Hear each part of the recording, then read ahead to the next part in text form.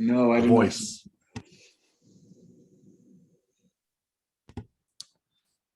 It is funny that Zoom like makes everyone consent and does all that, and Twitch is like, yeah, sure. You just want to like send everything out to the whole world, totally public, broadcast everything. Sure, Yeah. no problem. All right, stream starting now. Now it's working fine. I just put it in your break out. So Yeah.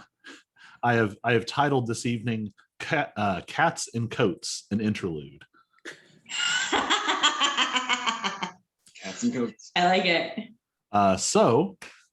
Last session in A Crown of Cold Iron wrapped up a long series of events that started with mysterious arson and ended with a supernatural shootout in the Halls of Light, the center of Solonism in Queensboro, as the party faced Nicholas Webster, who turned out to, instead of being a genteel, moderate Solinist eminent, instead is a fiendish vessel for a demonic being known either as Jack or Scratch. You successfully prevented him from performing a ritual that would have torn down an ancient barrier, allowing Queensboro to be overrun by fiends.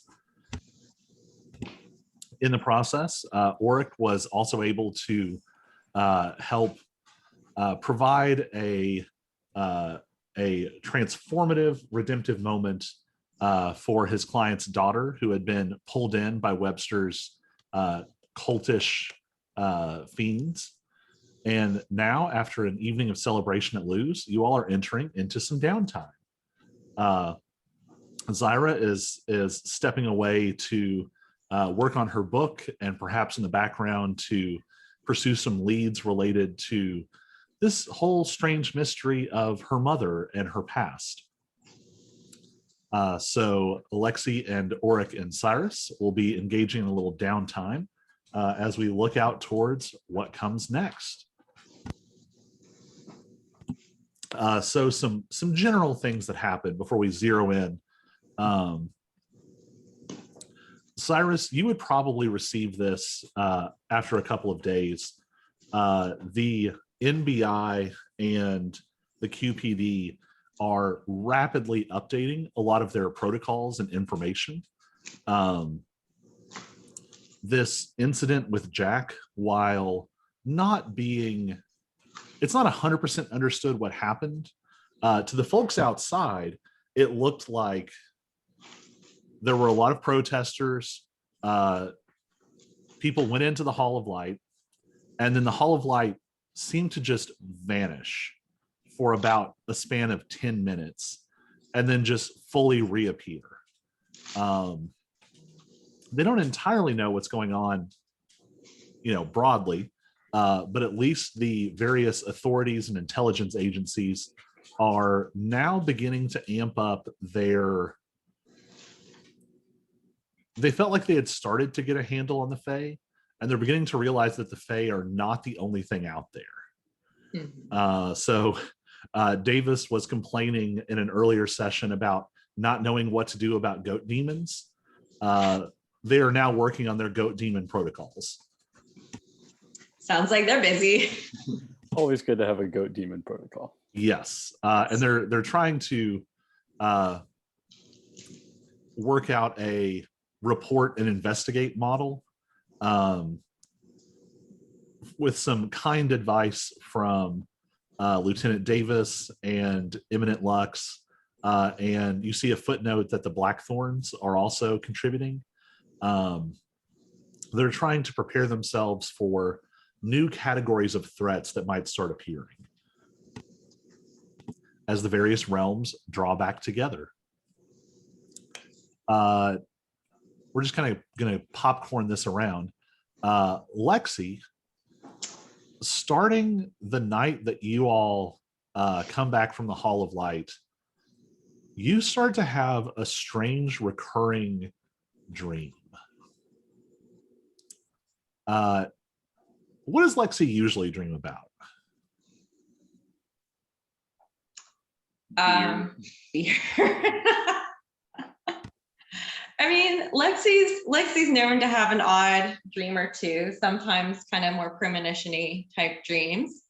But a lot of times her dreams more range in the genre of whatever fiction genre, pulp fiction novel, cheap romance, sci-fi, Lexi likes to read through things fast. She, so a lot of times those kind of things are what she dreams about that, make weird appearances and nonsense, So I think maybe even going back earlier than this, starting around when you became the full proprietor of Luz, you've started to have more dreams that you might call out of genre. And at first they kind of blended in.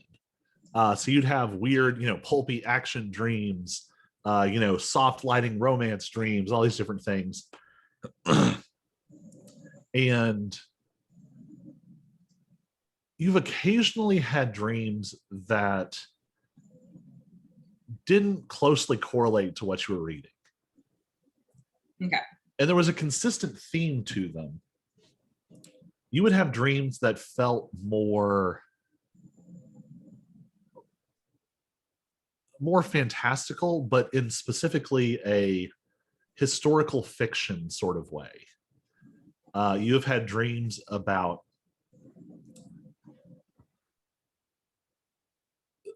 warriors returning to hearth and home after battle.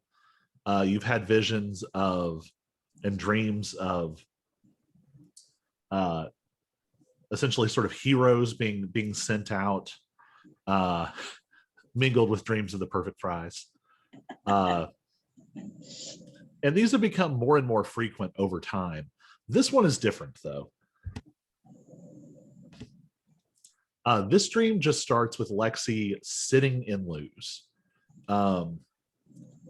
Luz is often dim, but never dark.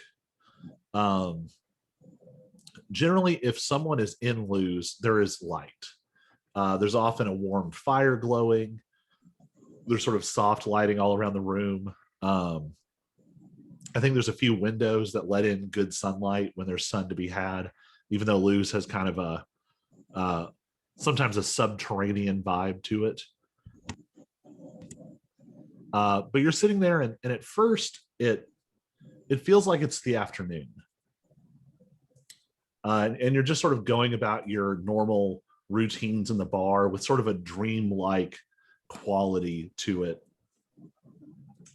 And the sun starts to go down, and it gets darker and darker outside, and the street lights kick on. And there's sort of a wash of this pale light that comes through the window.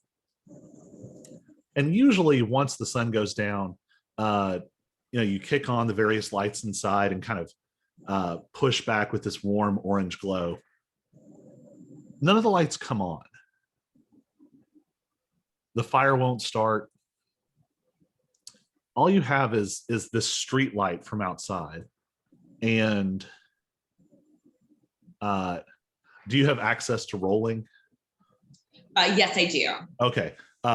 Roll a perception check. Dream perception. I gotta find perception. There we go. I rolled a 3, so 6. So it takes a minute. From this sort of omniscient, narrator's perspective, we can see there is something moving outside. Something very large.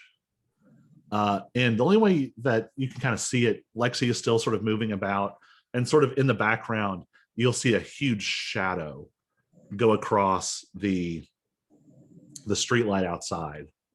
And it's just a flash of shadow. You can't quite see any detail other than it seems huge, this looming presence. And it it definitely seems to have a creaturely quality to it. It doesn't seem like there's a giant stalking outside. There is something maybe bestial that is stalking around the periphery of Luz. With that roll, it takes longer and longer. The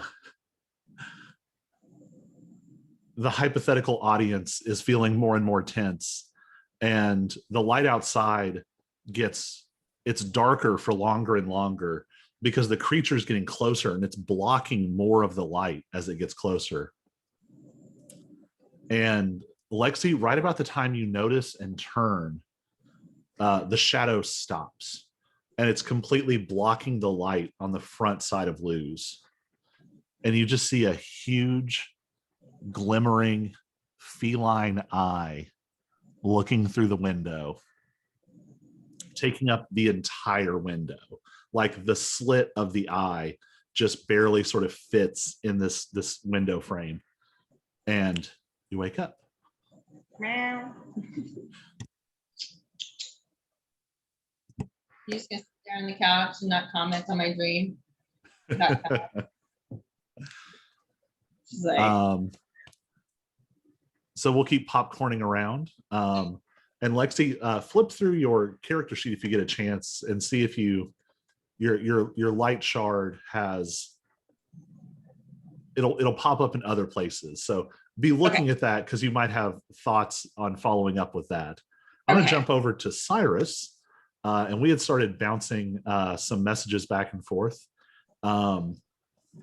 As you all are sitting there at Luz, the night of your victory in the Hall of Light, it's a joyous celebration.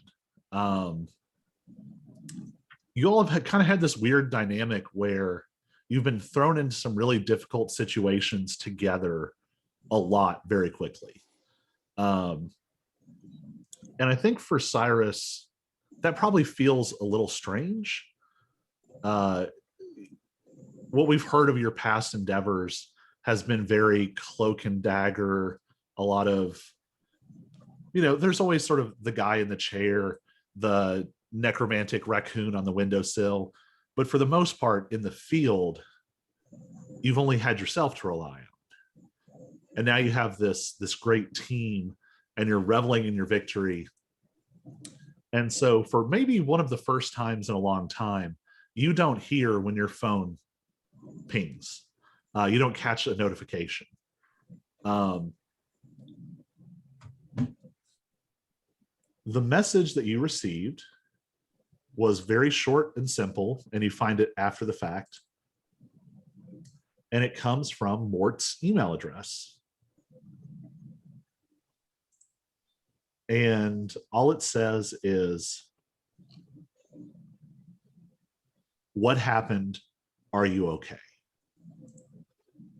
Make an intelligence check, just raw intelligence.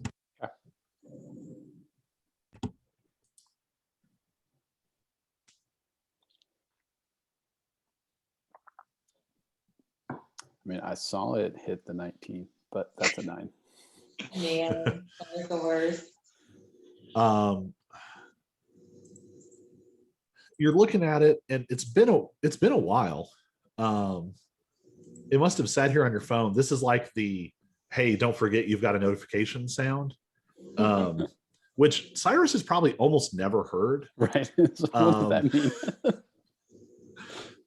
And in our last session, or 2 sessions ago, Cyrus took a truly devastating blast of hellfire from Nicholas Webster in retaliation for an equally devastating arrow attack that caused a great deal of harm to the fiend. The fiend sort of riding Webster, it's his demonic partner, retaliated by just engulfing you in a cyclone of infernal fire. Imminent air trelux sort of whisked you out of immediate threat of death, but it did leave you unconscious and bleeding out on the floor. Thankfully, you were saved, but in the aftermath, you did discover that your seemingly indestructible magical coat has been damaged. The coat you received from Mort. So how did you respond to Mort's email? So Cyrus taps off a quick reply. Some fiend tried to mess with the church. Stopped him, but he smoked up my coat real bad. Still has holes in it. Plus, there's been a lot going on with birds and cats. Can we meet?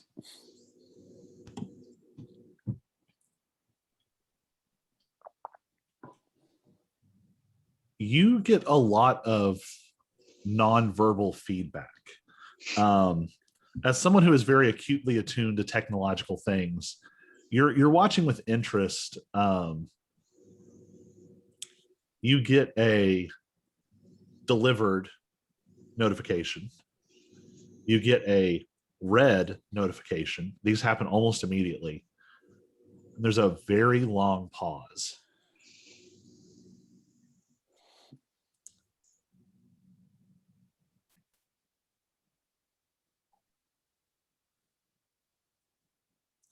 The response you get back says very succinctly,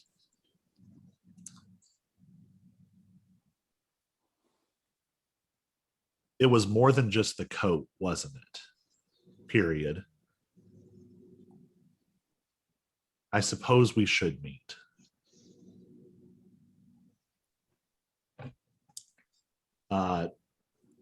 After that message, not too long after, you get a, it's very coded.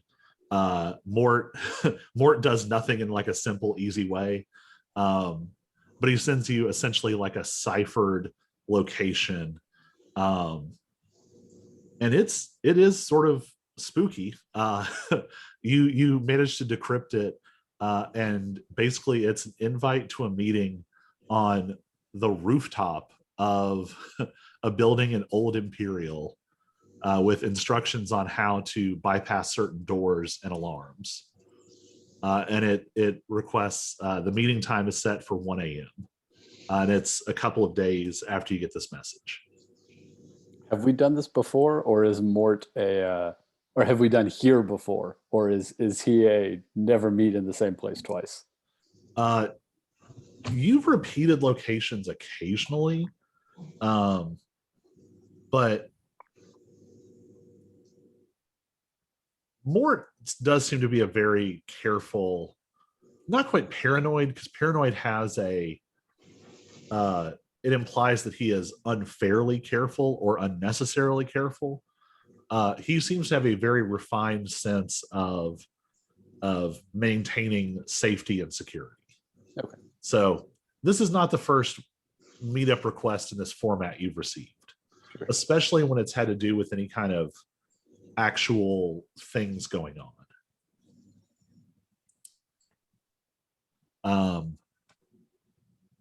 Is there anything you want to do before you meet up with Mort?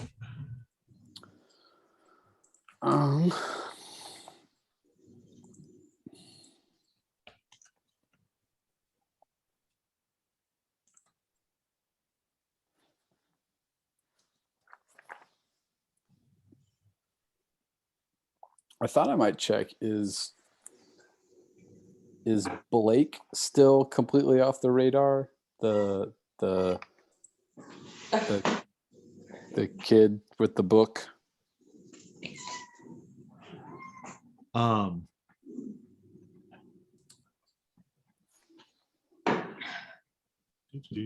Rolling back, finding the NPC names. So Jace and Gimbal have both kind of been keeping an eye out for you. He hasn't popped up yet. For it to have taken this long, make an investigation check. Okay.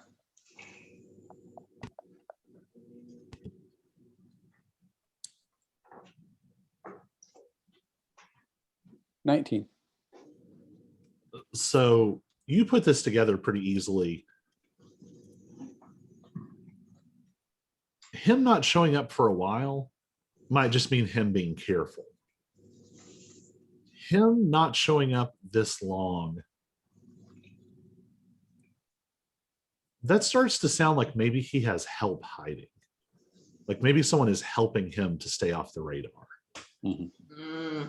Because this is a sophisticated, overly technologized modern city with a countless number of traffic cameras and security cameras.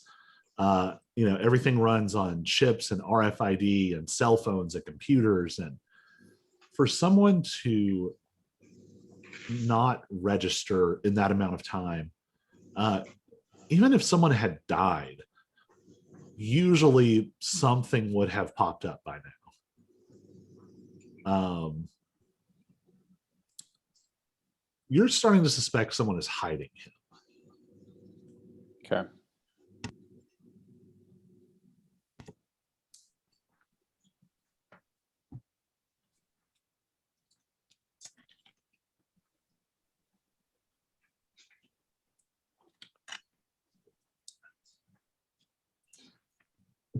So just something else random. Make a history check. This is a weird use of the history skill, but Sometimes you gotta do it. 17. You realize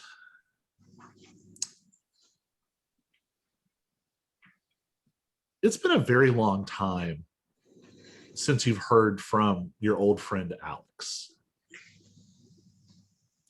And long pauses are not entirely unheard of, but they tend to pop up occasionally, even if it's as simple as maybe someone tags them in a picture on social media, or you might just catch like a check-in at a location popping up. You're very attuned to those sorts of signs of life. And you realize, like, not only have you not heard from them, even that has kind of dropped off. Okay.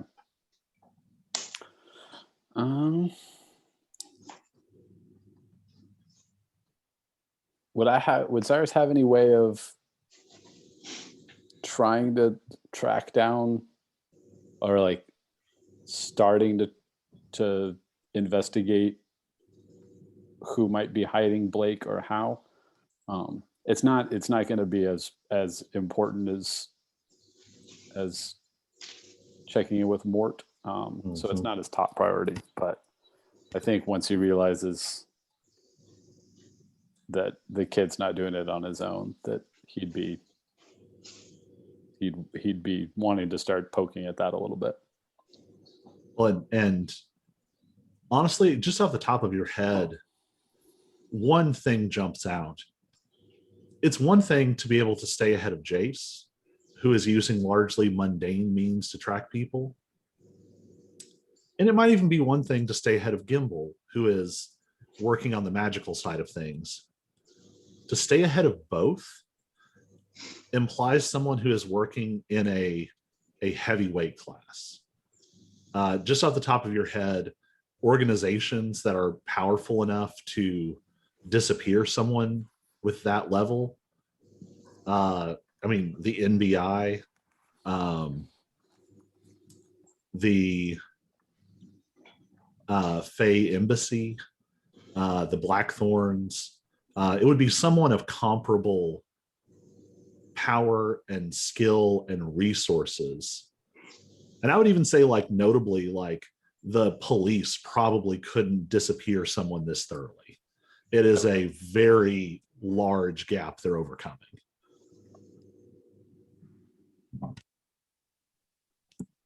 But you might have more ways to narrow that down after some of your downtime activities.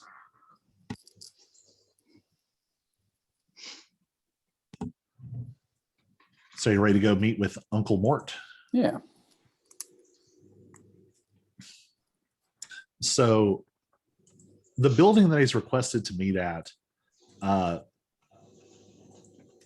it's one that you almost certainly have visited, like, like on a tour as a child.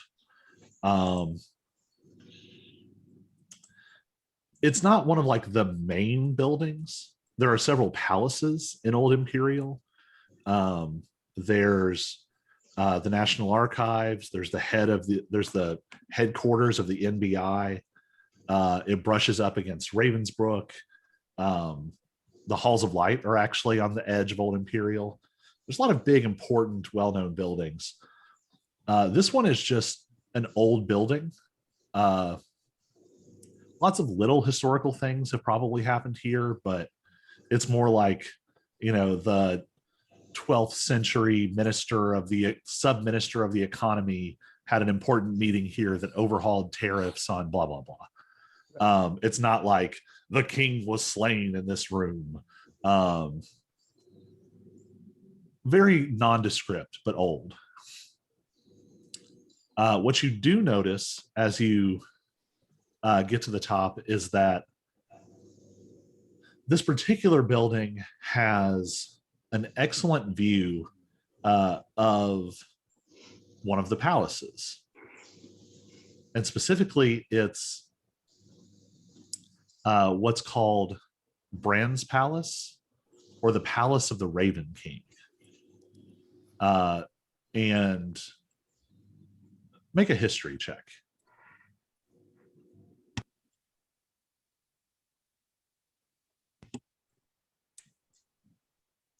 Seven. You would at least know Bran is probably the most famous king of Arland. Sorry, of Arlen. Arland is the town. King of Arlen. The only king who even comes close is Arlen I, who founded the kingdom. Bran was the king during the conflict with the Fae. And most notably, he died at the height of the conflict. And that's sort of where it's one of those things where, like, you knew more about this at one point. But it's a little hard to dredge up all of this information standing up here. So the palace is an elegant fort. Both of those things are very true of it. It looks like a place of prestige and wealth and power, but it also looks like it was meant to fend off a siege. And in fact, you notice looking down from above, not only are there sort of the highest quality defensive measures of the time, but also you've learned enough now to recognize there's a few things that hint that there are even arcane defenses that run through the construction of the building. So you're standing there sort of observing this. There's pretty much no one down below. Like, very occasionally you see like a walking security officer just kind of doing rounds. But you seem to be entirely alone up on this rooftop.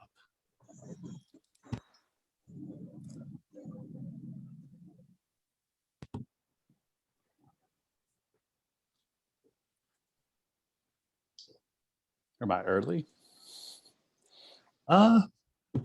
You were early, and now it's starting to creep towards 3, 5, 8 minutes after the time.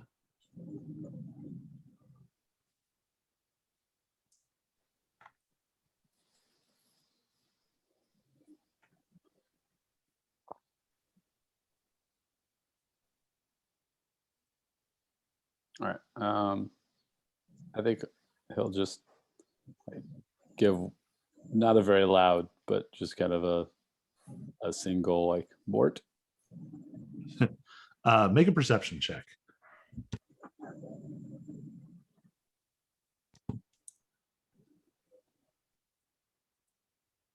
Nine. All right. I think that's perfect. So you're sort of looking over the vista of this important square of Old Imperial, and you're starting to think like, has something happened to him? Is he okay? What's going on? And like you're looking down and you turn back for a second, and there's just like a brief sort of gust of wind, and it's just enough to cover this very soft sound, and suddenly you feel a hand like touching the fabric, the leather of your jacket. Mort says, "You haven't taken very good care of this." Always with theatrics with you.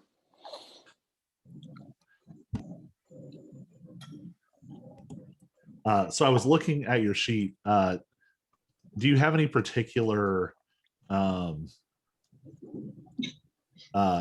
traits of Mort, like physical appearance, or do you just want me to roll with Mort? Yeah, just go with it. All right. So you turn around and you see Uncle Mort.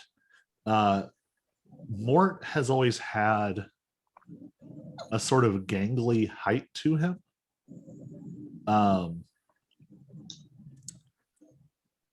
He's tall-ish, but he is taller than he looks because he actually kind of sinks in a little bit. And as long as you've known him, you've never seen him anything but pale. He doesn't seem to tan or get sunburned or anything. The same sort of not quite, you wouldn't fully say it's unhealthy looking, but it definitely looks like he does not get a lot of sun. Although this does start to sound like a vampire, and you have seen him in the sun, so he is not a vampire. He's just pasty like me. Yes. Mort tends to dress in shades of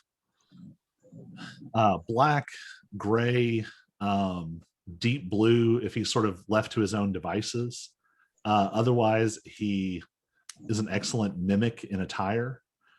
This now morning, he's actually dressed very similar to Cyrus's sort of standard outfit. He has a very similar coat. Though you do notice, and you've seen this before, the coat you're wearing was Mort's. Like he physically like gave you the coat off of his back, but somehow the coat that he's wearing looks older, which is strange. It's visibly frayed at the bottom. And Mort has sort of dark hair, sort of swept back a little bit, very sort of like protruding cheekbones, very narrow face. And he's sort of examining your jacket. And he says, so, fiends, what happened?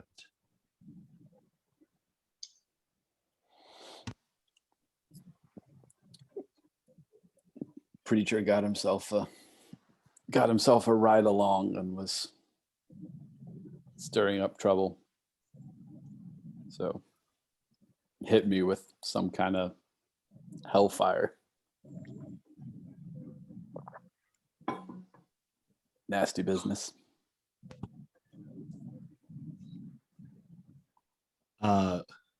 Make an insight check.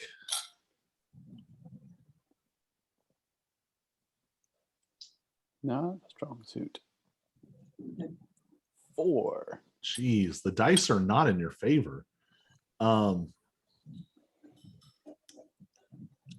You see this sort of expression that you can't name on Mort's face, but also you kind of feel like, I don't know, almost like a little sick to your stomach. The closest you can think of is It reminds you of when you've had like that, not just one cup of coffee too many, but like when you've started to hit that second or third cup of coffee and your stomach is sort of feeling strange and you just feel a little too amped, might be the word. But there's sort of an unsettling physical something you're feeling. And Mort sort of nods grimly.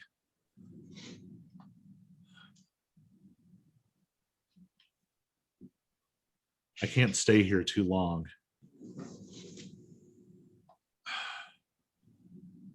And you see that same like strange expression go across his face.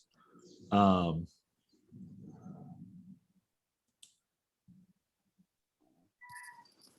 think I can fix the coat.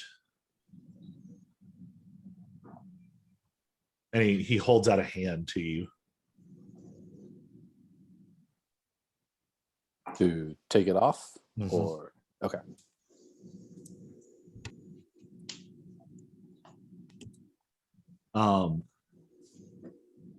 There's an unsettling moment. One, just whoops. We have frozen a very unflattering appearance on Zoom. There we go. Wonderful. One, just the sensation of like taking the coat off is strange. Not that you never take it off, but Right. generally it's only when you're in sort of the safety and comfort of either your home or your parents' place. Maybe just recently you've gotten comfortable occasionally taking it off at Lou's. But never in the field. No. I mean, quite literally, this is your armor with all of the mechanical, physical, and emotional connotations of that.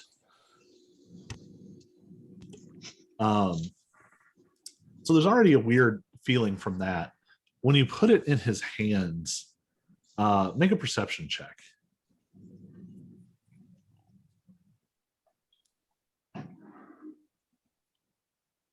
12. You catch this because you physically have your hand on it. For just a second, when it passes from your hand to his, the coat flickers, which is unusual. It doesn't look exactly the same as when it changes appearance. Or maybe more to say, it looks like a glitch almost. Like it's changing appearance incorrectly in a way other than it was intended to. And so for just a second, when you hand it to him, instead of a long black leather coat, it's a mantle of sort of like a dark fur, but then draping from the back of this fur is a cloak or a cape of what just seems to be black feathers. It doesn't even seem like there's a material under them. It's like they're cohering together. And you can see that there are places where the coat, the feathers are burnt and singed away. And then it's back to its normal burned appearance.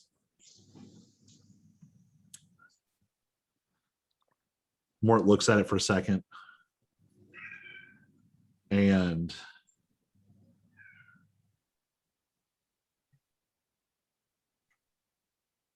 you see him trying to decide something. You've known Mort long enough now. This isn't even an insight roll. Like you're watching wheels turn in his head.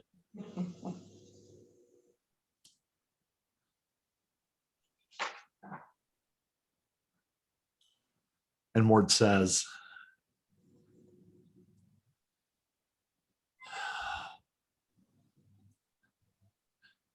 I think we need to talk about birds. Birds. And he runs a long black taloned finger down the back of the coat, and you see the holes start to shed black smoke at the edges and start to weave back together. It's not an immediate thing. It's happening very slowly. I'm actually going to let you sit in the tension of that for a second, and we're going to bounce over to Auric. So birds, eh? These are not necessarily all happening like perfectly chronologically, but just this is the perfect cutaway. We'd go to commercial break here if we had sponsors. Please sponsor us. I have to laugh because like right at the bird moment was when Maisie decided to come over and like investigate us. I'm like, oh yeah, you like birds, don't you? So what has Auric been up to? What is Auric doing with this interlude, this downtime? Well, in our post-demon battle celebration, Auric had the revelation of, oh wait, cats, fairies. So I am spending my days researching cats and trying to do so without going to the ambassador, the Fae Embassy. Doing my best to avoid that building. Spending evenings just hanging out with Vela and burning my spell slots. All right, that answers another question I had. So that relationship's going well then. Well, that's a good question. So how is it going? It is going surprisingly business-like. In spite of what Lexi and Zyra and Cyrus all probably think, we spend more time talking magic than we do actually doing anything romantic. Honestly though, from the character Vela, like, you know, Exactly. That's fitting. So I guess here's the question, and I'm going to let you sort of set the tone on this. So yes, that is Vela's vibe. Like, is, even though there's this sort of like, you know, primary activity of talking magic and doing magic and spending this time together, for Auric and Vela, does it have sort of a romantic inclining overtone, or is it settling more into a colleague kind of thing?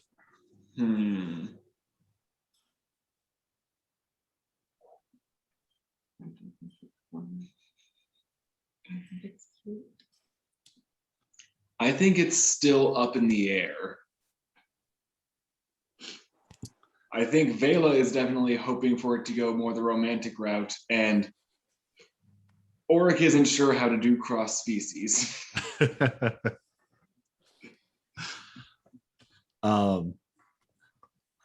So yeah, you have all correctly gathered that talking about magic is how Vela flirts. But it's also how Vela hangs out with people, and it's also how Vela, like, all of her modes are talking about magic. Like, so there is sort of this will they, won't they vibe, but she is also perfectly happy to just talk magic.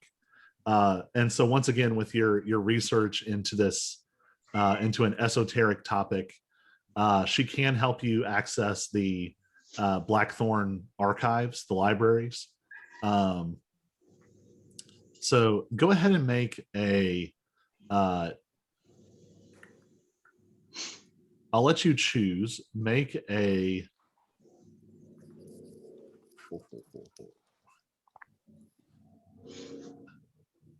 make your best intelligence-based skill, because I think almost any of those would apply for you.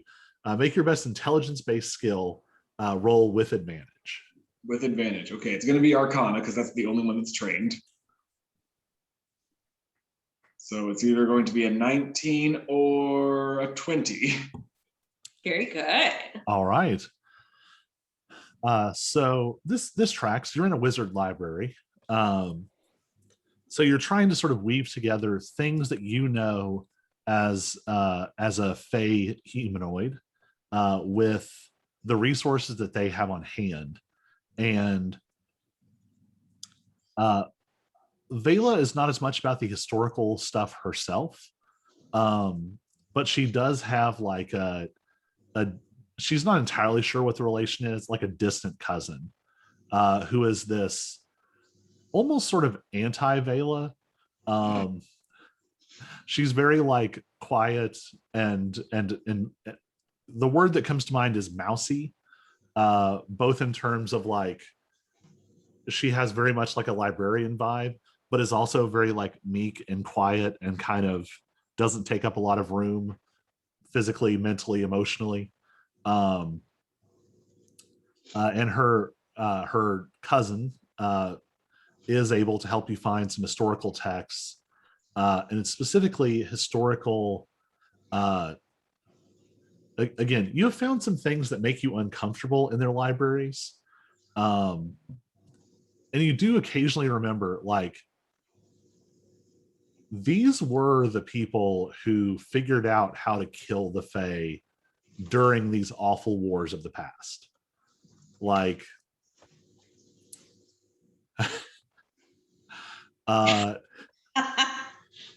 you find copies of like how to eviscerate a dragon, how to dissect a dragon. Ooh. Like these are the people who figured this stuff out. Yeah. And it was a long time ago, but you're trying to dig into historical record because obviously there's no recent work on this. And you managed to dig into some very old stuff, and you find some of what are essentially Fey bestiaries, where they have sort of tried to aggregate as much of their info as they could about what they were facing. You find a book of, essentially it goes into the intricacies of counter spells, but specifically applied to different Fey creatures. So the way that you would counter a Fey dragon and the way that you would counter a Fey, what's a good example? Fey river spirit would be very different. You also find some, it's almost more of like a journal. It looks like maybe it was a draft of something that never quite got bound and copied more elegantly. And it looks like an ancient blackthorn who was less interested in how to kill the Fae and was more curious about this strange dynamic of the Fae nobility and the amount of power they wielded. He was trying to understand, why do the Fae have these social connections that are so different? And so you find these theories about like, he's one of the first humans to basically put the idea out that Fae nobles are less of an aristocratic class and almost more like deities. Yep. So mingled in all of this, you do find a lot of references to feline Fae. There are quite a few of them, some with hilarious / disturbing inaccuracies. You do find a full like diagram that looks like it probably came out of a dissection of a displacer beast. But you can see like they seem to have misunderstood some elements of it. But they got a lot of it right. You see things in there about essentially like Fey saber-toothed tigers, just like prehistoric mega beasts that are still prevalent in the Feywild. You see some comments about what mechanically we would recognize as tabaxi. they would call it like anthropomorphic manifestations of feline humanoid fae. Very overly elaborate. But they have wares if you have coin. I was about to say that. So you're digging through all of this. What? And it reiterates some things that you know. Almost exclusively, feline fae are unseelie. They're of the Winter Court. And actually, they're sort of like famously of the Winter Court. In some ways, that sort of feline pride and egotism and sort of vaguely bored, dispassionate cruelty, all kind of it embodies a lot of at least how the unseelie are perceived. And you would know personally that that's 100% true of some of them, not all of them, but it's there. You had some very bad experiences. One of the things you find most helpful comes out of this book on the relationship of the Fae and the Fae lords and ladies. And what really gives you the most there is that gotta figure out which document I'm looking at. There we go. You find a hierarchy of the unseelie nobles of this feline family. Okay, that's helpful. Yeah. And so all of them fit somewhere in this hierarchy. And you see there are 5 sort of middle tier Fae lords of this sort of feline family. And they have unusual names. The names you find are Big Ears, Chapelou, Polug, Bodman, and Buchan. And each of them sort of affiliates to a certain branch of these Fae cats. One has sort of the monstrous Fae cats, mostly in its area. One of them is more of the... You actually see 2 different kinds of these tabaxi. There are tabaxi who are almost more like the way you're in this dragon family. They are just humanoid by default. You also see some, like, the more powerful a feline Fae gets, the more likely it is to also have a humanoid form. And so they all kind of fit together, but all of them answer to the Kate C, Lord of the Fae Cats. And you see some names listed underneath. And it gives you a weird chill as you read these titles. And you're not sure if these are like religious language common to sort of ancient Fae, or if these are just terms the humans used. But it says, Kate C, Lord of the Feline Fae, Cheshire and Trickster, Unseen Stalker.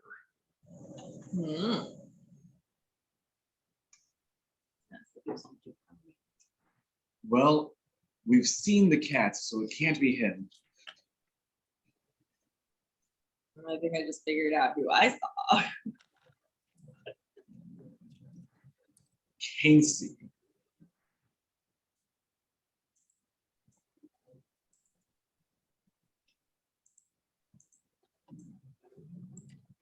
Well.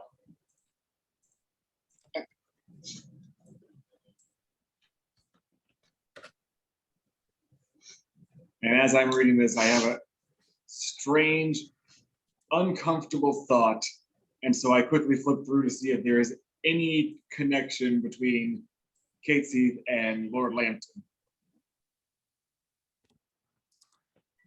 Make a religion check with advantage.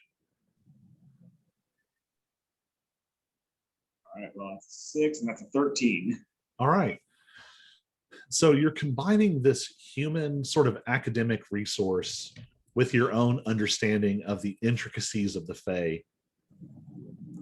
And on a 13, it's sort of hard to say. There's very much a sort of tangled, the hierarchy of the Fae narrows towards the top. There is generally the highest ranked are considered the queens. There are several sort of lesser queens under them that are usually part of their family. There's a king of the Unseelie. There's several nobles. But once you start getting lower, you start getting like tangled branches where the further down you go, the more people those Fae have to answer to. Lambton is like lower middle in sort of the Fae hierarchy. The Catesy would be somewhere up his sort of chain of command. But it's hard to say how significant that is because there's another 2 or 3 dozen powerful Fae that are all strong enough to even yank Lambton around.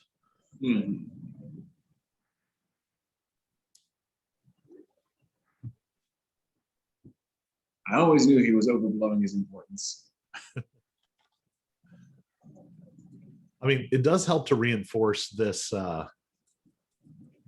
There's almost a sort of existential vertigo as you look at this. This person who, like, as you read the words of this long dead Blackthorn ancestor, a lot of what he wrote makes sense. In Fairy, you all don't even necessarily talk about this dynamic because it's just the way things are. Yeah, it's just natural. Yeah, you don't have to have this explained to you because the first time that you saw Lord Lambton, you could feel this. There's a sort of divine awe that radiates off of him. You can feel how powerful he is compared to you. And so to realize that there are things that are that much, again, higher than him is terrifying. Yeah, it's spooky for sure.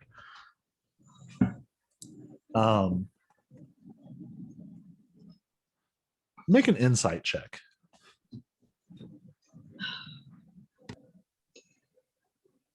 21. All right. All right. I was only going to give this to you on a high roll. So the dominant feeling here is this feeling of like worry and fear. But there's a sub note, and you're so attuned to it. You have this moment of sort of stillness, and you're able to, you almost hear it like a separate voice. Like it sounds like your voice, but it isn't saying the same thing. This part of you that is afraid of Lambton, that is can't even comprehend something like the Catesy or one of the ladies or the queen. There's a voice under that it's almost wordless, but if you had to transpose it into the common vernacular, it would say something like, screw those guys, I could take them. And in this introspective moment, you have enough insight to recognize that that's a very unfair sentiment in that moment. Yep.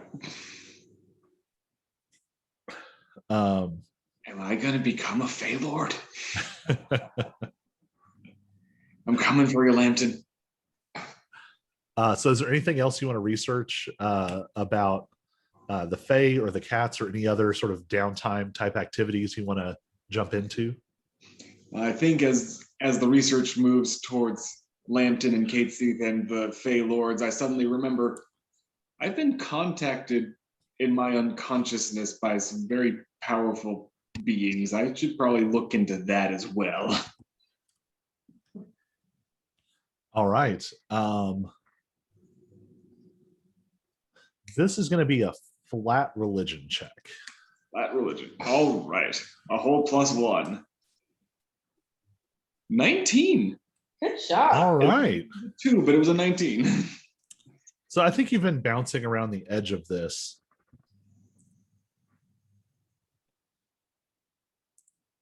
You have heard her. You have seen her. And the image of her never truly fades from your mind. Almost to the point where sometimes, like, if someone, especially if a woman speaks to you unexpectedly, you turn and you see her face for just a second. You are very much haunted by this figure. And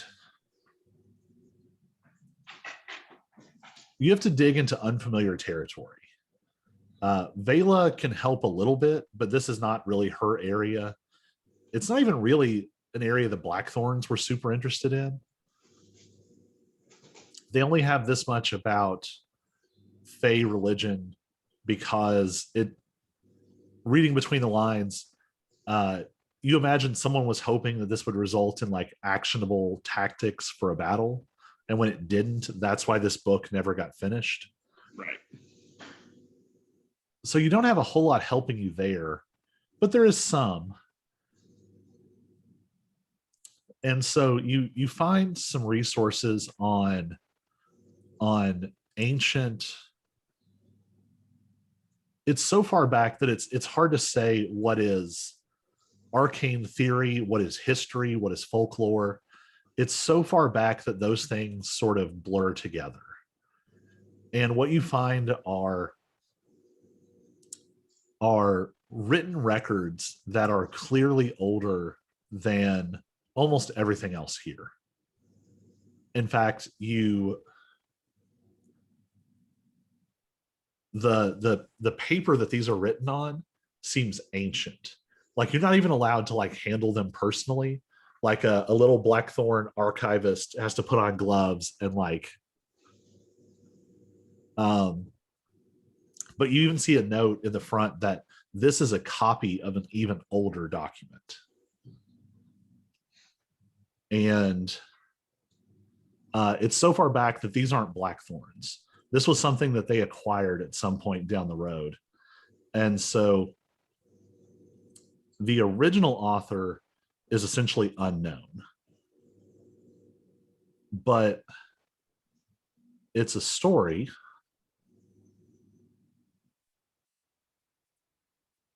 And the reason this caught your attention was another word that you've hunted for before. And in this very ancient common script that's almost illegible, you make out the word Tuatha. Again. Haven't we had that one before? Uh-huh. Yeah. Uh-huh. Okay. Couple times. That's what I was thinking. What did Daddy do? Mommy's making noise. So Mommy's starting playing with toys. you've mostly gotten the official Fey line on the Tuatha. They are boogeymen. They are almost more like evil spirits. And honestly, they're not talked about very much because the Fae understand that there are beings of story, of which the Fae are one, and speaking of them, sharing their legend, reinforcing their identity actually makes them more powerful. And so one of the best ways to avoid empowering a being you're afraid of is to simply erase it, to speak of it not at all. But this is a human record, and it lays out a story. And it's a story very different than what you've heard before. The way it's been related to you, the Fae have always been. And in a way, this makes sense. You know that the Fae have this sort of reincarnating quality to them, where Fae tend to, there's almost a Doctor Who type aspect of it, where something quite similar, but maybe not exactly the same, will eventually replace someone, a Fae creature that is killed. And so the official story has always been that the Fae simply are. They've always been, they always were. This book lays out a very different sort of cosmology of fairy. And it stretches back thousands of years. Not just pre-sundering, but starting to become almost prehistoric. Certainly prehistoric for the Fae. And it records an oral tradition that was shared by a very ancient Fae being who you've never heard of. And their version of events is very different. In their story, the Tuatha were the inhabitants of fairy before the Fae, before it was fairy. It was a primordial land, barely more than a dark cul-de-sac of this sort of broader dimension of dream. But over time, it developed its own sort of unique identity. And specifically, it developed this unique relationship with this growing population of humans. And so to these early humans, to at least a large number of them, the Tuatha were their gods. They were the deities of hunting and combat and the sea, of death and life and art and creation. They embodied all these different aspects of life, and they drew their strength from that. And the humans didn't exactly thrive under this arrangement, but the Tuatha at least seemed to extend to them some moderate protections. Into this prehistoric situation come the earliest Fae. And the Fae are ambitious. They seem to come in from somewhere else, whether it's another aspect of dream, somewhere beyond this specific developing area. And they begin to encroach on the Tuatha. They try to set up a home for themselves in this pre-fairy space. But the Tuatha were too powerful. The Tuatha were, before anything else, warrior gods. Not just gods who empowered warriors, but they were deities who went to war. And so they were easily able to defend themselves. And so the Fae came up with an idea. Dream is shaped by humanoid consciousness, by mortal souls. The Tuatha were powerful because of their connection to the humans. So the Fae started to mingle with the humans, and they started to move among them. And the wording here gets strange, but the phrase that the author seemed to decide on, it says they poisoned their stories. They were able somehow to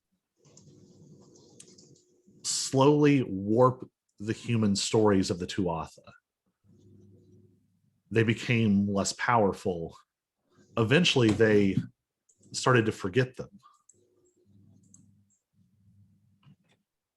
And as they lost this source of their power, the Fae went to war. And the Fae were able to claim Fairy, and they drove the Tuatha to the outskirts. And without the power of belief, without this stable connection to reality, the Tuatha slipped into this sort of half state between being simply an idea or a thought versus having a true life and personality to themselves. But that's not where the story ends. The Fae consolidate their power. They take over these connections that the Tuatha had with the humans. Not quite the same. The Fae aren't gods to the humans, but they become reflections of their dreams and their desires. They become reflections of the way they understand the world. But eventually, the humans become powerful enough to resent the intrusion of the Fae. The Fae are so much older and so much more powerful that they were able to really run amok amongst the humans. And the Tuatha were not entirely gone. The tone changes, like there's a different source now. And it slips almost more into like an epic ballad. And it relates the story of an ancient warrior chieftain who came into his position at a very young age when his father died in combat with the Fae. And this warrior went on this long journey into Fairy. He passed through standing stones and fairy circles and fairy rings and made his way through the successive layers of Fairy. And whether it was purely by his own determination or by a voice calling him onward, he found his way to the outskirts where the Tuatha, the remnants of the Tuatha, remained. And there, one of the most cruel and cunning and powerful of the remaining Tuatha blessed this warrior. And you see something weird here with this word bless. The warrior was on the verge of death. Traveling through Fae, they'd encountered monsters and challenges and trials, and they were on the very precipice of death. And this being blessed them. And there's a word that it's written untranslated in this very, very ancient dialect of like Proto-Common. And then the translation is written in parentheses, and it says, hero light, ? Whatever this power was, this ancient king was able to bring it back. And from then on, there are these figures born amongst the humans. And these figures, because of this blessing, have the power enough to resist the Fae, to fight the Fae. This blessing somehow evens the playing field.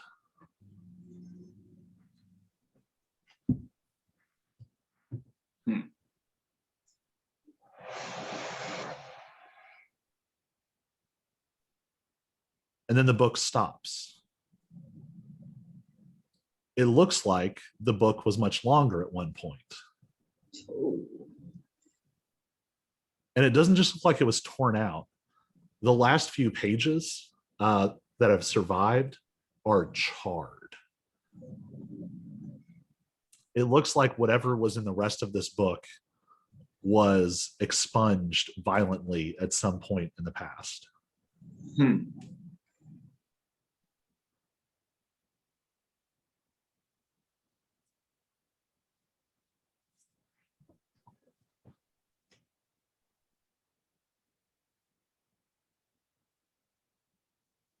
Now, how did I become the researcher? Ask me. Well, and the thing that really sticks with you, that is disturbing you, is that the description of the being that granted this warrior, this hero light, this power, it sounds exactly like this woman that you've been seeing. All right. Don't suppose the author bothered to give her a name. Make an investigation check with advantage.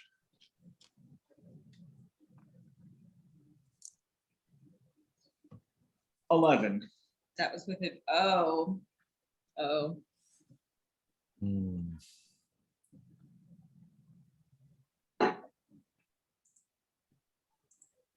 What?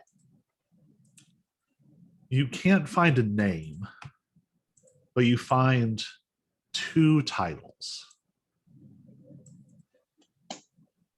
And they're in like a footnote. Like the author wasn't sure where they fit into the original text. And they're almost written like the translation of Hero Light. You see a word transcribed in this proto-common. And underneath, there's 2 possible translations. And the first one says, "The Lady of Wailing."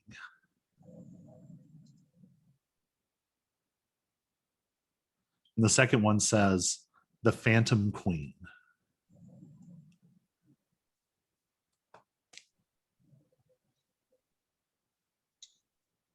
She sounds fun.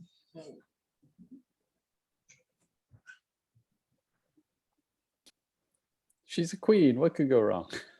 Nothing. Uh, Nothing. to continue our popcorn trend, we're going to put a pin in right there. There's something we'll come back to before we hit anything else with Auric. But let's jump over. And what has Lexi been up to? My goodness. So it's been a pretty average day for Lexi, but she is going to follow up on that shipper, whoever it was, the supplier. There's the word. They don't ship things, they supply things. She's gonna talk to Caleb about the supplier and what's been going on with all of that. All right. So you're able to sort of pull this up. I'll let you decide whether Lexi was always an organized or disorganized person. But one way or the other, you have decent records for Lou's. Like it was something Lou like drilled into your head before he would leave the bar to you as like enough simple bookkeeping to not lose the place. Yeah. So you have a ledger somewhere of all your suppliers and sort of your arrangements with them. And you have a lot of different suppliers. You have a lot of sources. Like I think you've cultivated connections with unusual, different like local brewers. You know, Lou's is not like a place that's just serving, you know, the national canned whatever. We don't have none of that Bud Light crap here. So you're able to pull it up. And the reason you notice this is a couple of months ago, this brewery called Fickle Spirits, they released a couple of like small batches of beers that were incredibly popular. A lot of Lou's customers are very particular, and so you have people who like lock into one weird drink and you just keep stocking it for them. Yeah. But this was like universally well received. And the name made you laugh. It was The Brave and the Kobold.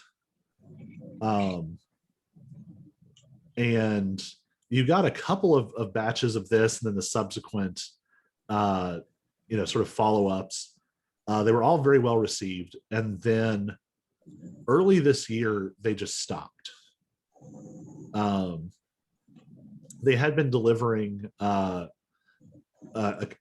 combination of several like kegs of these beers, also some bottles, sometimes some cans, and they just stopped. And it took a while to notice. It was really when you started to run out of the previous batch, and you gave it a little while, and you gave it a little while. You never heard from them. In a previous session, you called. Your contact is Conrad Wirtz, who is the brew master of Fickle Spirits, and you've never been able to get an answer. And actually, their phone seems to be disconnected.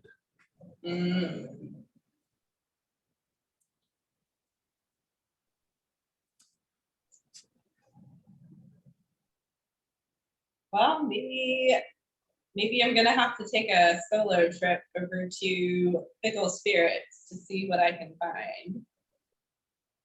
All right. Or at least see who wants to come along with me. So you do a little research, and you would probably have known some of this stuff even before this had come up, just because you researched these folks. And so you know that Fickle Spirits is set up sort of on the outside of town. You had done a little research. You liked the parallel, much like Lou's. There has been a brewery at the site of Fickle Spirits for centuries. It's not been like a continuous label, but as you were doing digging through the history of Lou's and all of its previous iterations, you kept finding deliveries from this same address over and over and over. And you finally put it together that, yeah, there seems to have been something in this spot for a very, very long time. It's on the outskirts of the city. They actually grow a lot of their own ingredients. Okay. Obviously, they still import some. But the sort of word amongst connoisseurs is that it's their experimental approach to the agriculture of it that has helped them to create these very interesting varieties. And so they have essentially in addition to the main brewery, there's also these like test fields, basically, where they're growing all of these different ingredients for the different drinks they produce.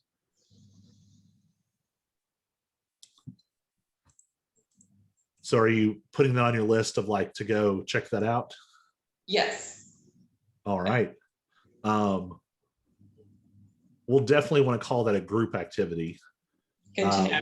We might put that as our collective activity for next time, but we'll keep poking into some other stuff. Okay. So as you're kind of going about this, Caleb comes back and he's got the mail, and you see some of the usual junk. You see some invoices and some checks.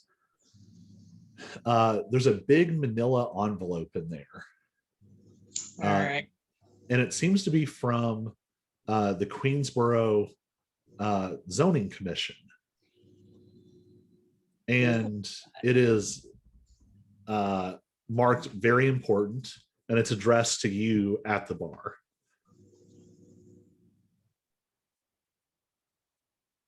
Okay, so I'm going to open it. So you open, and there's a letter, but there's also like a long document attached to it. Make an intelligence check.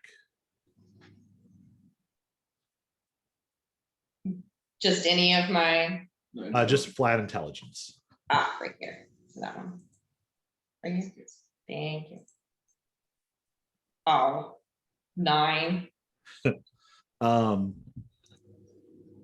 You're having trouble digging into the details of it, but the sort of summary in the letter basically says it's a warning that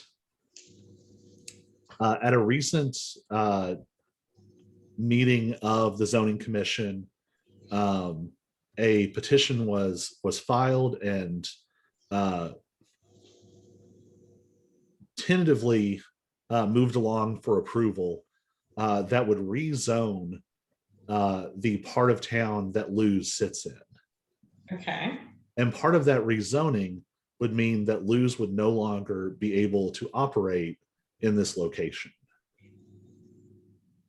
That's what they think.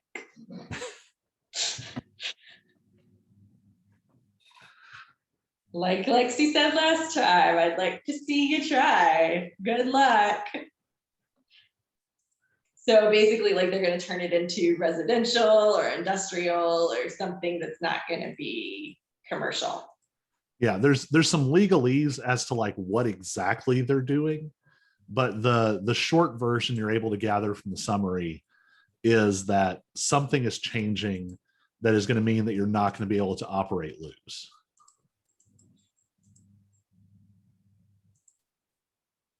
Okay.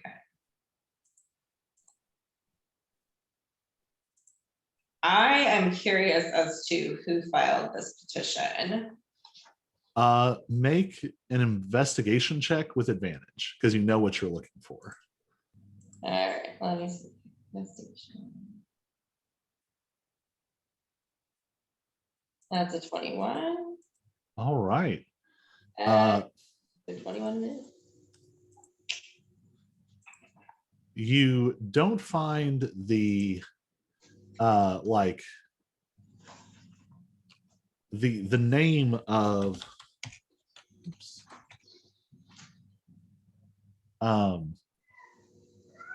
there's a couple of different names listed, and they're all attached to all these different companies and things.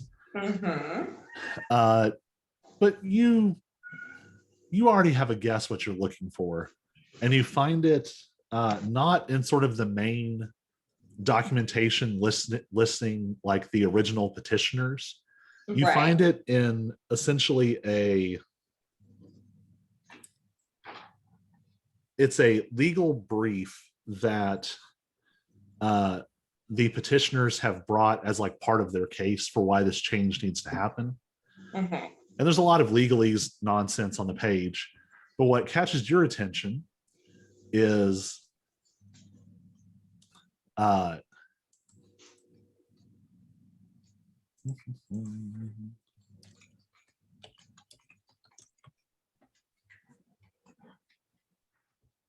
what catches your attention is that the name of the author of this letter is one Buchanan Esquire. I'm looking through my notes and I'm trying to find, I'm guessing that this is the same asshole that tried to offer to buy Luz. Okay. And the letterhead on which it is written is from Cawthorn Allen Tarn Smith. Hawthorne. What'd you say? Hawthorne Allen Tarn Smith? Cawthorn Allen Tarn Smith. Hawthorne Allen Smith. Well, we all know that people with the last name of Cawthorn are, really not good for Congress. So probably not good for this either. Cawthorn Allen Tarn Smith. And and remind me, what was the guy's name again? Buchanan is the name. Thank you, because I can't find my notes on it. No worries. This is part of why I do the recordings, is so like I can just blather stuff and then go back and write it down later. Yep. It's very freeing.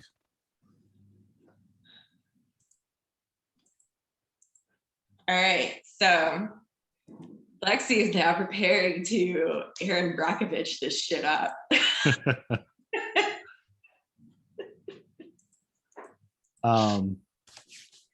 So let's bounce back to, I want to save Cyrus for the end. We will do loot and shopping next time. So let's jump back to Auric. Auric, you've been doing research in sort of this Blackthorn archive. You've been spending a lot of time with Vela, even though there's a weird, you don't know what there. But make an insight check. Oh, okay, 21. So there is an uncomfortable vibe in the Blackthorn estate. And well, not the estate, you're at the academy. On the grounds of the academy. And when it's just you and Vela, it's pretty easy to ignore. She's just excited. You all could literally just sit and talk about magic all day. But you see some tension whenever other folks walk by. And you see sometimes people sort of huddle together conspiratorially and sort of whisper, and there's a lot of that going on. And you see Vela like visibly, like her hackles go up when she keeps seeing this. You don't feel like it's directed at you. You almost get the vibe, because like they're not, obviously you get some looks, but you're wearing your ring of seeming. And honestly, you've shown up enough now that the novelty has worn off. You're just around the place all the time. But there's an uncomfortable vibe, and it even seems to extend past the students. You see faculty having the same kind of hushed conversations as well.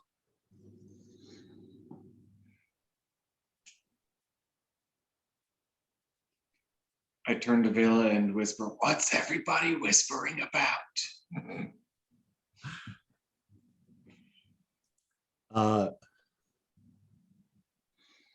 Make a persuasion check.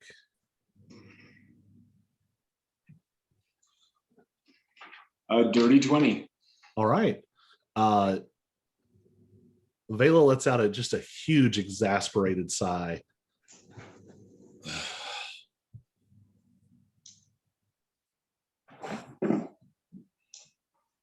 Politicking. It's my least favorite part of this. Fireballs all day. Teaching munchkins to throw fireballs, honestly, not as good as fireballs, but still okay. Munchkins put a bit of a damper on that. Fireballing the munchkins to teach them counterspell? Perfect. Man, Perfect. you are very supportive BFF boyfriend. It seems like there's fallout.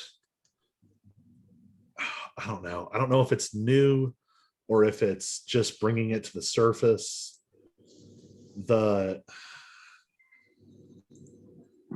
There's just been a lot of things going on.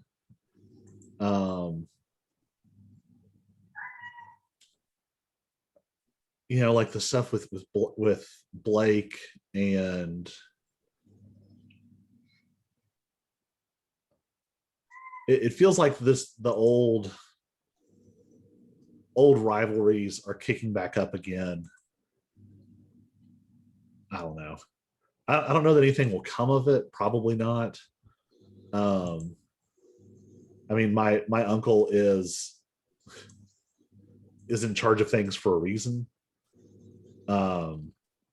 But I don't know. Everyone's just going to be very dramatic, and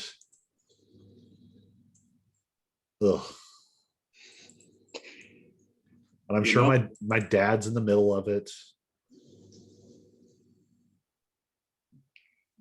You know, if you prefer fireballs to politics, you could always solve your politics with fireballs.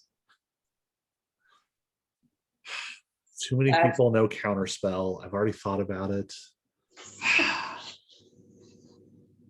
And you really see like she has been thinking about it. Vela is the kind of person who would know exactly the amount of like arcane force it would take to resolve a problem with magic. And she knows that like that's the problem when wizards start politicking. They're too good at not letting themselves be fireballed.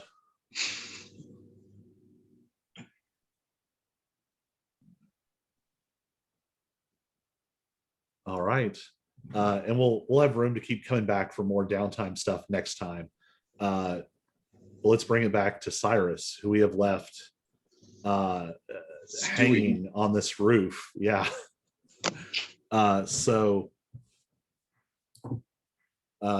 Mort has run a long black taloned finger down the coat, and you see it starting to smoke and heal.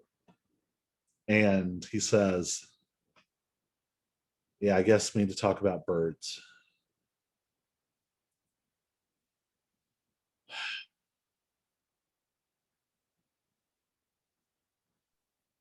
Like the ones outside my apartment? Outside the apartment, inside the apartment.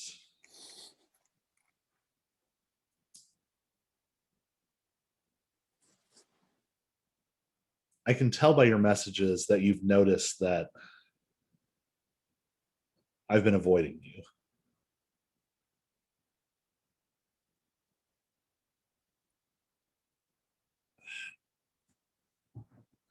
It has been a little while. I was honestly hoping that if I stayed out of the way, you might manage to become normal for a given value of normal. You know, to run around and be a spy and you know, follow your dreams there. I'd probably been happier if you'd taken more after your dad, but that was probably a lost cause.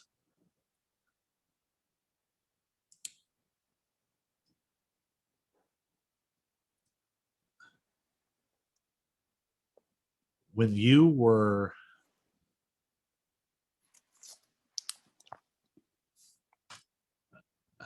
has your mom ever told you about how I met her and your family?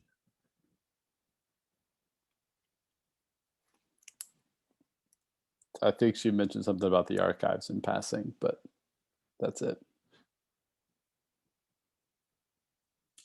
So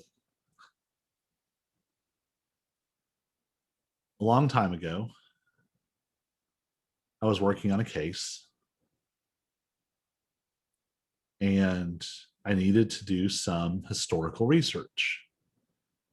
But it turned out that the records I needed were in the process of being digitized. It wasn't like it was today.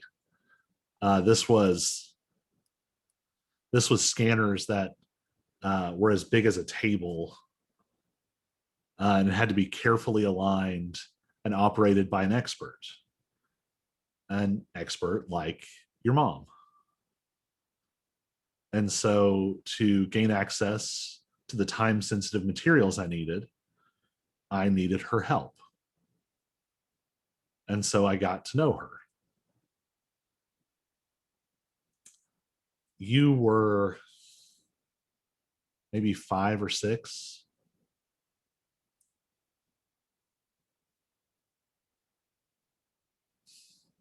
The case I was following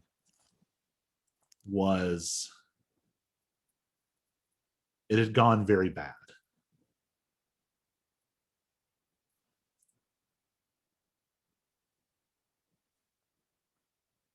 This was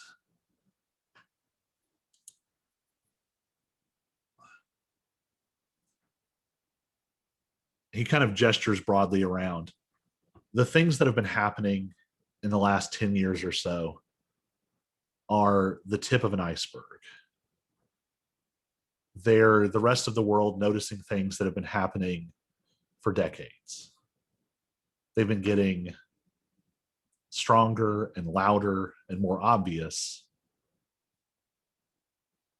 But it goes back well before some Fey diplomat walked into a World Council meeting. The NBI, and by the NBI I mean me, I've been keeping an eye on these things for a very long time.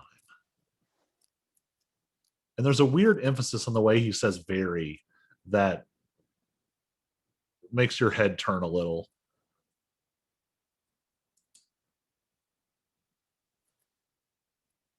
When you were about 5, and how old is Cyrus now, as a DM question? I can't remember what we've said.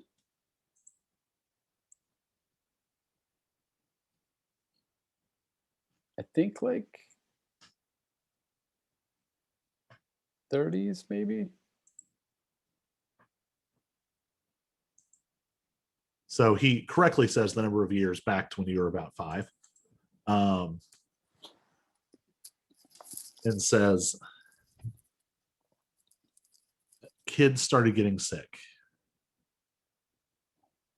And then kids started going missing.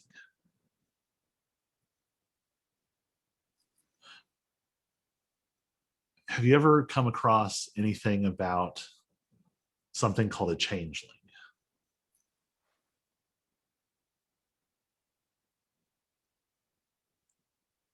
I don't know. Make a history check.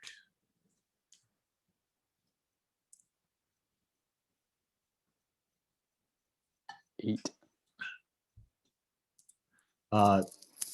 You don't think you've heard of this.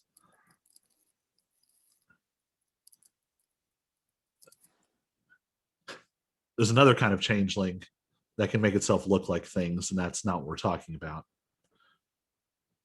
Changelings were something that happened back when the worlds were closer together.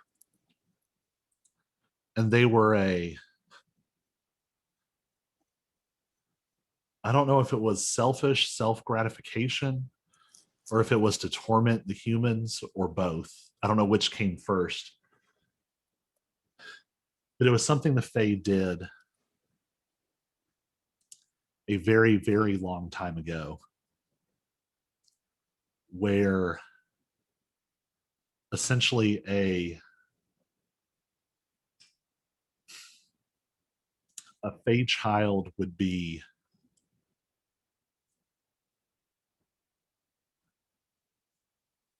secreted into the human world and placed with a family.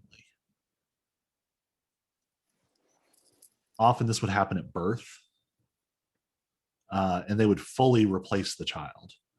A Fae infant would be left, and the human child would be taken to be raised in Fairy. Being raised in Fairy is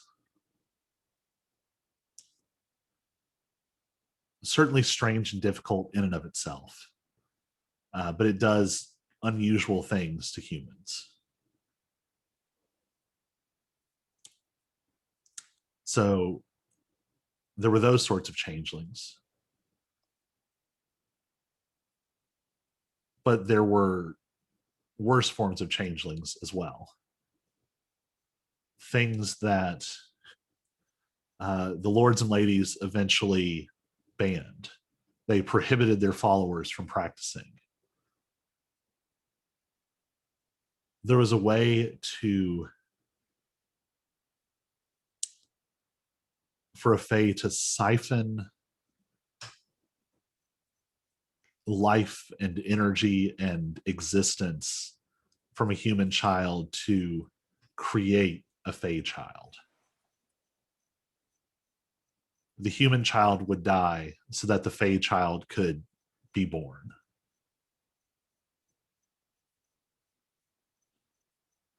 These two practices were one of the things that most led to the wars between humans and the Fae. There were lots of atrocities on both sides, but this was the one that the humans found most unforgivable. And so when the realms were separated, neither happened for a very, very long time, until about 25 years ago. With the worlds mostly cut off, there were a few Fae that were left behind.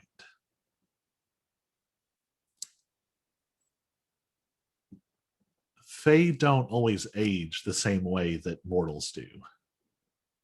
But just like being in fairy can warp a human, being in the human world for a very long time can have unexpected effects on the Fae. Some of the ones who have been here the longest become a little warped around the edges. And what I discovered in my research is that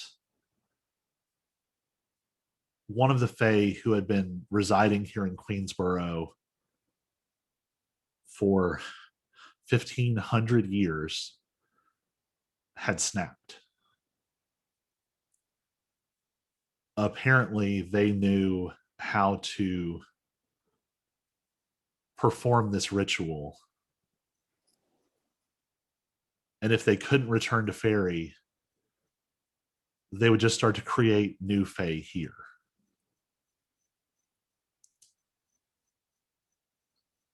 So the children started to get sick, and then the first one started to disappear. And it didn't take me long to realize what was happening, but I didn't know how to find it and how to stop it.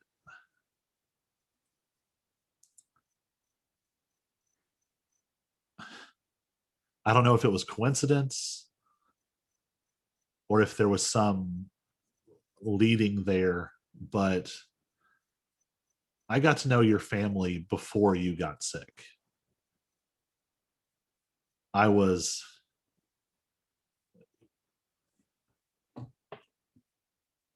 Your mom was helping me to dig through these archives and these records and these histories. And as I read the accounts of these children growing ill, she was reading over my shoulder, and she started to talk about her son, who was getting more colds than usual, who was sick more often than he'd ever been. And it took me a while, but I realized what was happening. It was pretty far along then. A substantial part of your life had been burned up to bring this creature into being.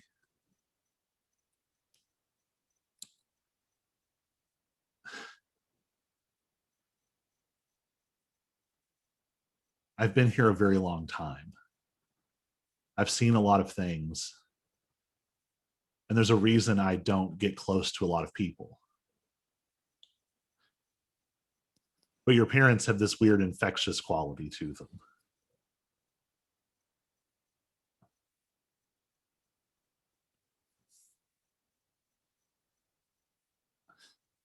You see this conflicted look that wavers between sort of bittersweet memory and regret and frustration.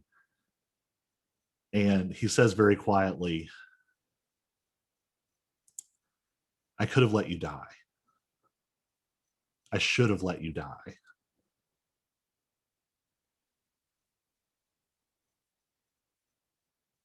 But I couldn't do that.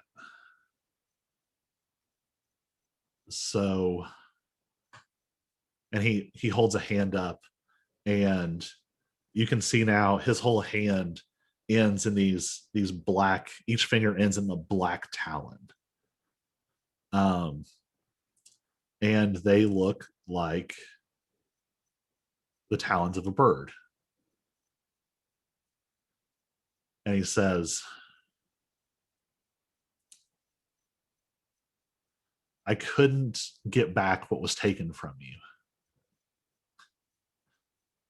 They were already using it. All I could do was try to replace what had been stolen. So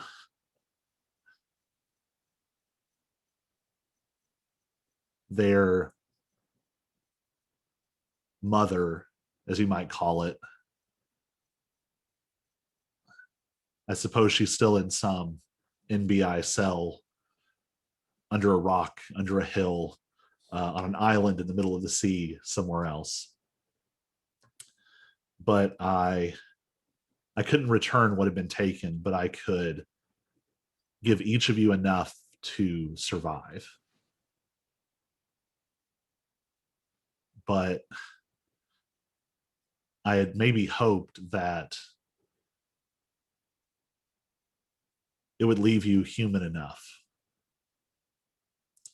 And as he's saying this, and as you're looking at these claws, that weird feeling you've been having through this conversation is like intensifying.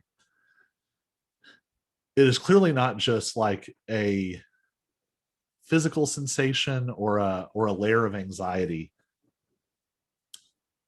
You think Zyra would probably describe it as a resonance.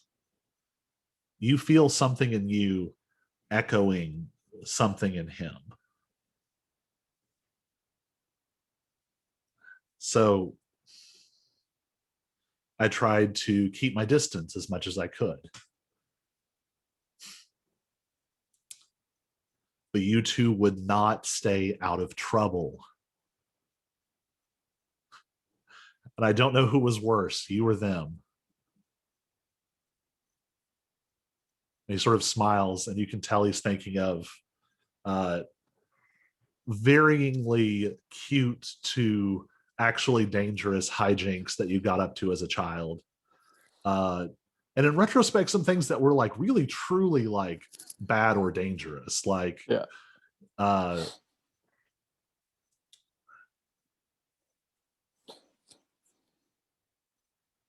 And you look at him now, and it was so perfect before. It was so, the best word for it is like, it sounds funny, not in the modern sense, but in the general sense, the illusion was tight. It was foolproof.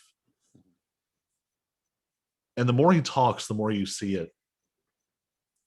There is that wavering around Mort's silhouette.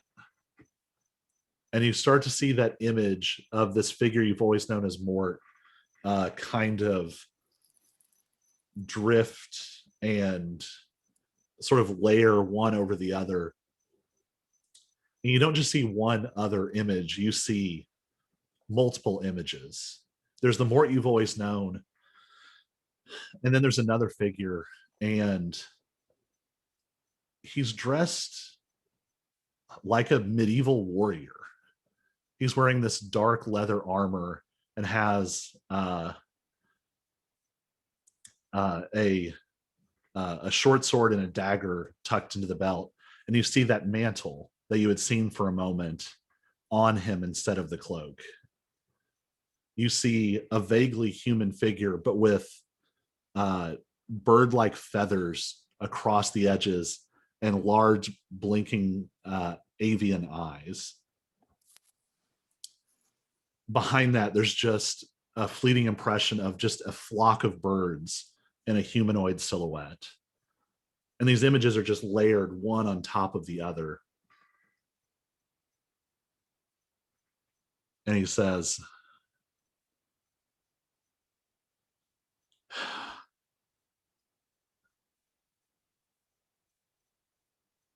I gave you something to save your life, and I might have ruined it. You have, and he's sort of flexing the talons back and forth. You'll always have part of my power in you. what had been stolen was refilled, but obviously not with something particularly human. And he kind of gives you like a critical look, and you can actually see something sort of flash in his eyes almost. And he says, "You're still mostly human now. And I was hoping that the human part of you would grow and push the other down so deep it would never come up. But I think the opposite is happening. I think that it's continuing to grow. And the more you use it, the more you're a part of all of this, the more it's going to grow."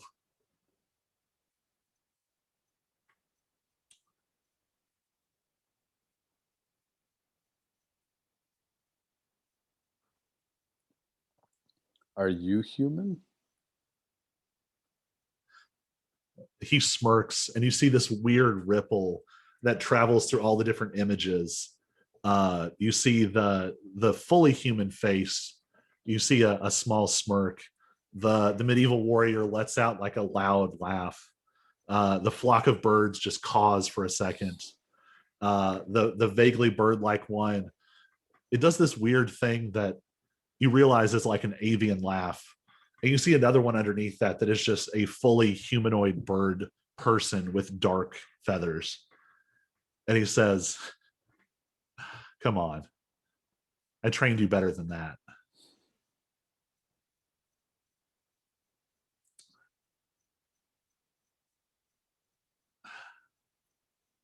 I'm not one of the Fae.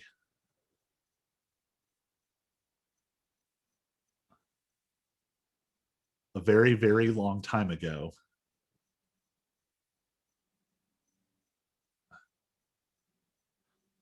my queen blessed a human child, a child who had been sick, who was born with a brokenness that the magic of that day could not cure. And she gave that child a blessing, whether it was out of love or cruelty or malice or humor, I don't know.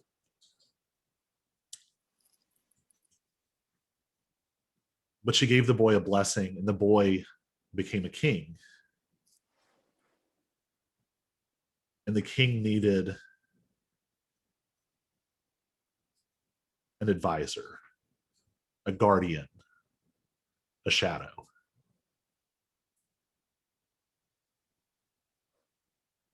And so I came here.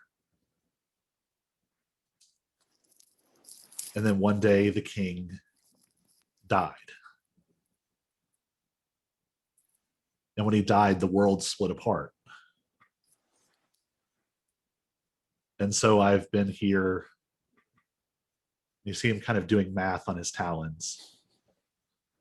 I've been here for, give or take, 1,600 years, the way that the humans measure time.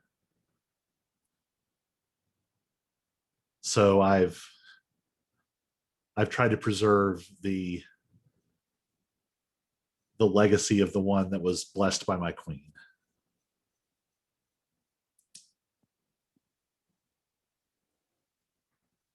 Make a perception check.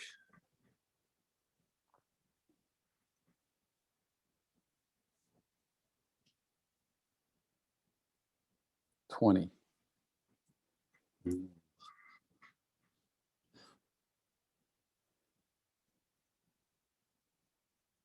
You don't know that you would have heard it if you hadn't seen like a slight twitch of Mort's head. He suddenly looks off into the distance like he hears or sees something. And you can hear it too. It's nearly inaudible, but it's the very faint sound of something like graceful and delicate, but massive paws pressing across a nearby rooftop. And you see something that you've never seen in Mort.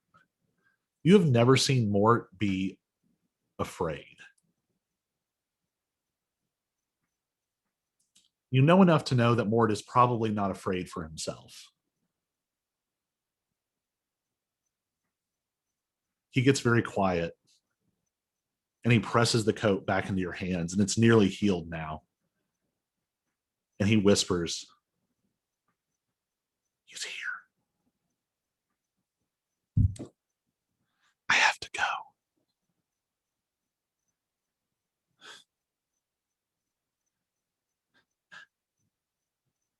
You have to find him. You have to keep him safe. And then you're just standing on an empty rooftop, holding a leather jacket. And off in the distance, there's just a very faint calling of birds, and the sound of flapping wings.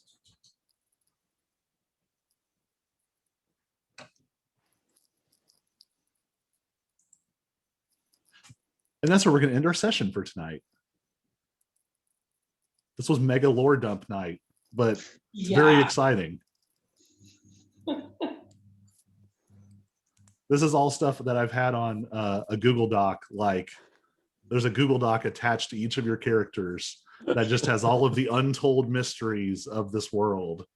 And we were able to sort of crack open a big section of several of them. So, so I'm going to leave us with one last scene.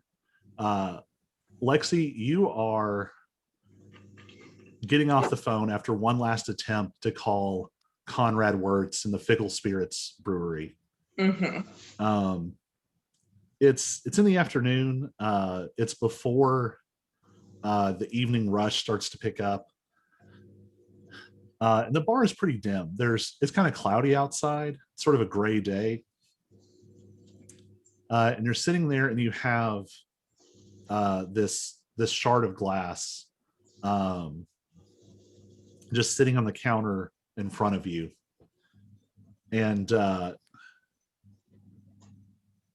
you reach to pick it up, and Caleb suddenly like slams the door to the kitchen behind you, and it surprises you, and the shard slips and it cuts your hand just a little bit across the palm. Oh. And